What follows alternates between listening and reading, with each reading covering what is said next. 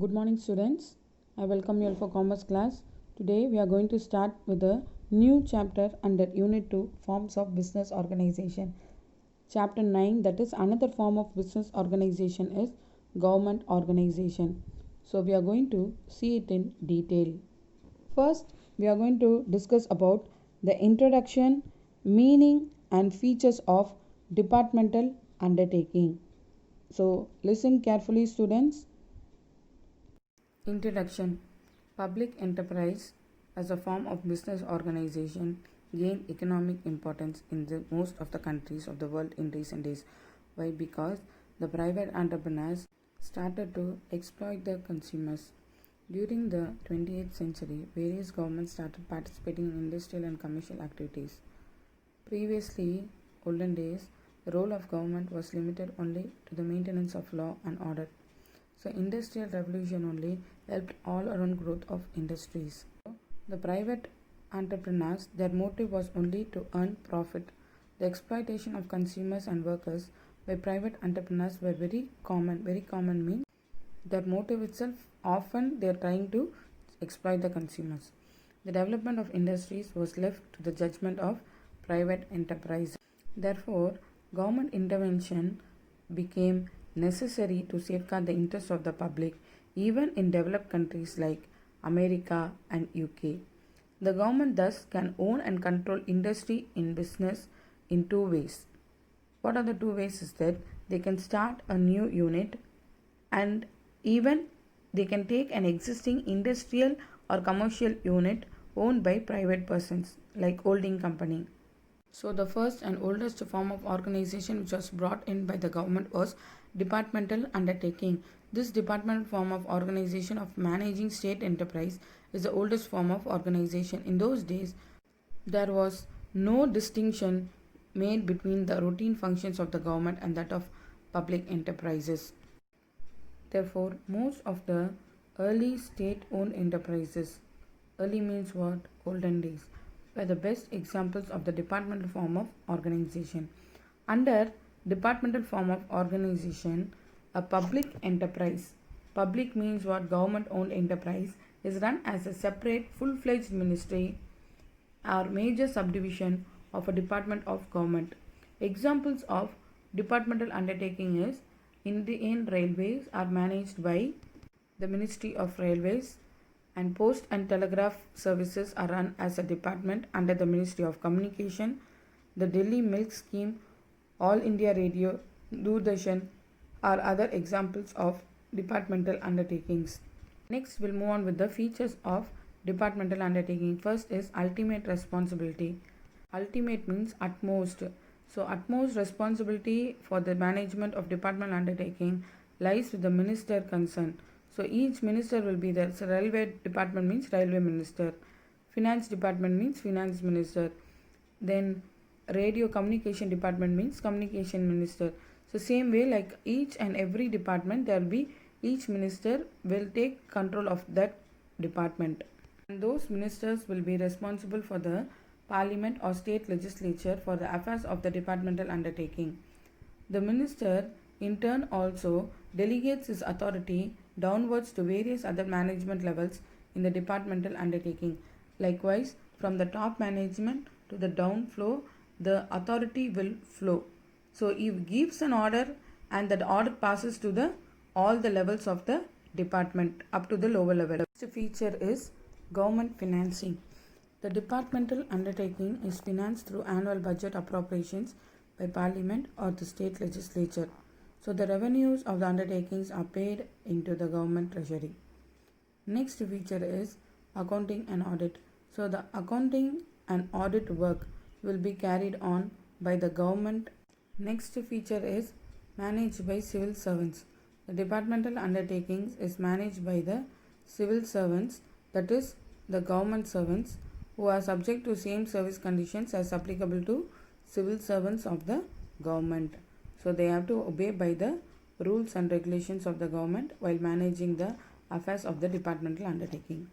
Next feature is sovereign immunity. That is, it has a immunity power. Without the permission of the government, nobody can file case against such a departmental undertaking. If suppose they are filing case against such departmental undertaking means it cannot be done without the consent of the government. Next, we'll move on with advantages of departmental undertaking. First advantage is easy formation. So in case of departmental undertaking, it is easy to start this type of organization because it is created by an administrative decision of the government involving no legal formalities for its formation. Since the government itself they are starting this departmental form of organization, they no need to file any legal formalities or they no need to fulfill any legal formalities. The next advantage is direct and control of parliament or state legislature. So, state legislature will have a direct control of the departmental undertaking because this departmental undertaking is directly responsible to the parliament or state legislature through its overall head, that is the minister concerned. So, the minister is answerable to the parliament or state legislature. Next advantage is secrecy maintained. The strategic industries like defense industry, atomic power industry cannot be better managed other than government departments. What they are trying to tell is this type of industries, that is defense industries and atomic power station industries, cannot be managed by the private enterprises because it is very difficult for them to manage this defense organization as well as atomic power station because there is a possibility of the secrets being leaked out. So department undertakings can maintain secrecy in their working. Next advantage is lesser burden of tax on public. So earnings of departmental undertakings are entirely paid into government treasury, resulting in lesser tax burden on the public. So normally if it is not directly paid to the government means normally it will be paid as tax. So here what they are doing, since it is normally paid directly to the treasury, there is no tax burden for the public in case of these type of industries, that is defense industries, atomic power industries, particularly departmental form of organizations. Next advantage is instrument of social change. So society, any changes made in the society, it acts as an instrument for it, which the departmental undertaking. So the government can promote economic and social justice only through departmental undertakings. Hence, a departmental undertaking is only an instrument for providing social justice in the economy.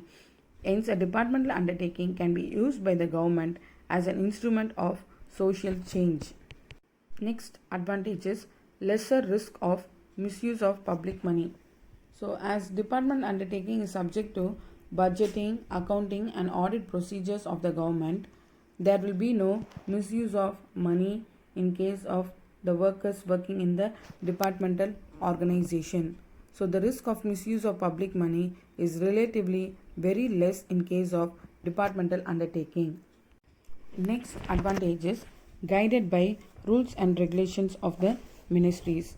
That is, the officers of the departmental undertaking are under the direct supervision of the administrative control of the ministry.